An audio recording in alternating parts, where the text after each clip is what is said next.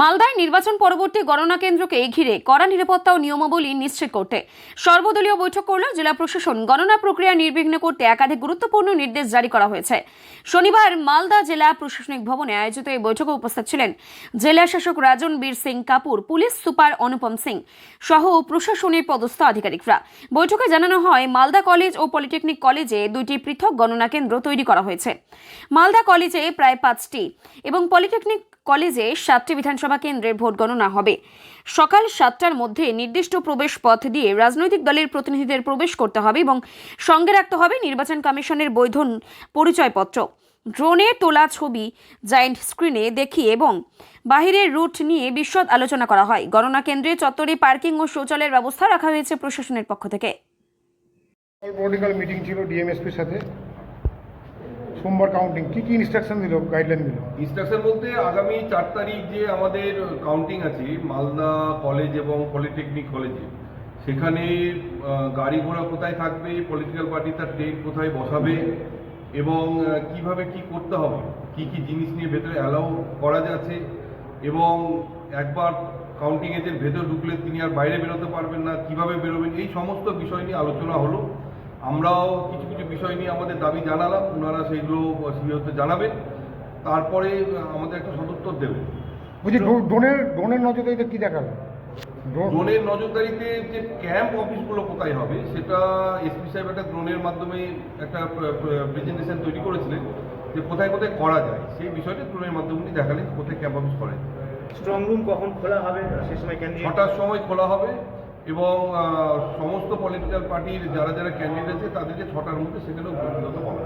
মানে ড্রোনের কি ভিডিও দেখালো, মানে কোন কোন জায়গাগুলো? এটা যেটা দেখালো সেটা হচ্ছে মালদা শহরের ওই বিহানি পেট্রোল পাম্প থেকে রথবাড়ি পর্যন্ত, আর পলিটেকনিক কলেজের দেখালো সেটা হচ্ছে পেট্রোল পাম্প যেটা আছে সেই পেট্রোল পাম্প থেকে আপ টু পলিটেকনিক কলেজটা পার করে ওই কিছুটা 100-200 মিটার পর্যন্ত সেটা দেখালো। পার ক্যান্ডিডেট কজন অ্যালাউ করছে? পার ক্যান্ডিডেট যেরকম বলা হয়েছে 6টা টেবিল হবে এবং পোস্টাল ব্যালটে যিনি থাকবেন আর ইলেকশন এজেন্ট আর ক্যান্ডিডেট আর ইয়ারও যিনি থাকবেন তাদেরকে অ্যালাউ আছে। বাড়তি কোনো সুযোগ বা সুবিধা বা ডেলিভার সেরকমভাবে কোনো সুযোগ সুবিধা নেই।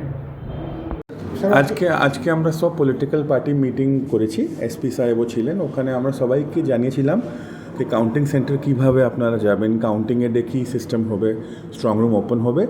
সবাইকে খুব ভালো একটা ড্রোন ভিডিও দেখিয়ে আমরা রিয়েল লাইফ ভিডিও দেখিয়েছি কি কাউন্টিং সেন্টারে কাছাকাছি কোন রাস্তা ওরা নিতে পারবে, সো দ্যাট ওখানে জাম না হয় কাউন্টিংয়ের আগে ও পরে। এখন আমরা সব ভেন্যুতে গিয়ে ক্যান্ডিডেট সঙ্গে একবার স্ট্রং রুম ঘুরছি, সো দ্যাট সবার একটা কনফিডেন্স থাকবে, অ্যাডমিনিস্ট্রেশনের উপরে একটা ট্রাস্ট থাকবে। স্যার ড্রোনটা কি satisfied sir? All political meeting হলো কাউন্টিং নিয়ে, ডিএমএসপি কি ইনস্ট্রাকশন দিল? ইনস্ট্রাকশন বলতে আগের নিয়ম যেগুলো ছিল একই নিয়ম, 200 মিটারের মধ্যে প্রবেশ করতে পারবে না। আর যেটা বিধানসভা প্রার্থী ওয়াইজ গাড়ি পার্কিংয়ের কথা বলছিল, টেন্টের কথা বলছিল, আমরা একটু মডিফাই করলাম। যেটা বলছিল বিহানি পেট্রোল পাম্পের পাশে 2-3টে পার্টিকে দেবে, আবার মালদা কলেজ গেটের পিছন দিকে 2-3টে পার্টিকে দেবে। আমরা সেটা প্রস্তাব দিলাম যে বিধানসভা ওয়াইজ যদি ওটা করে নেওয়া যায় সুবিধা হয়। যেমন ইংরেজ বাজারটা যদি বিহানির ওখানে থাকে, আর বাদ বাকি আপনার যেটা আছে মালদা কলেজে, মোথাবাড়ি আছে, ওর মালদা বিধানসভা আছে, মালতীপুর। বলছি এসপি সাহেব ড্রোনের কি ভিডিও দেখালো? ড্রোনের ওটাই দেখালেন, কি পার্কিংয়ের ওটাই দেখালেন যে এইভাবে করা হবে পার্টি ওয়াইজ। তো আমরা সেটাকে একটু মডিফাই করে নিতে বললাম, রিকোয়েস্ট করলাম। আর দ্বিতীয় হচ্ছে যে আই কার্ডটা এবার নতুন অ্যাডিশন হলো কিউআর কোড সহ, এটা একটা অ্যাডিশন হলো। আর এবং মানে একবার কেউ বাইরে ঢুকে গেলে বাইরে বেরোতে পারবে না? হ্যাঁ, কিউআর কোড না ঢুকে গেলে মানে তার ঘরের বাইরে সে যেতেই পারে, বাথরুমে যেতে গেলে তাকে বেরোনোর সময় কিউআর কোডটায় আবার আউট শো করে তারপর তাকে যেতে হবে। সে যদি সেটা না করে তাহলে কিন্তু আর ঢুকতে পারবে না। স্যাটিসফাইড আপনারা মিটিংয়ে? হ্যাঁ, এমনি ঠিকই আছে, অসুবিধা নেই। আপনার নাম?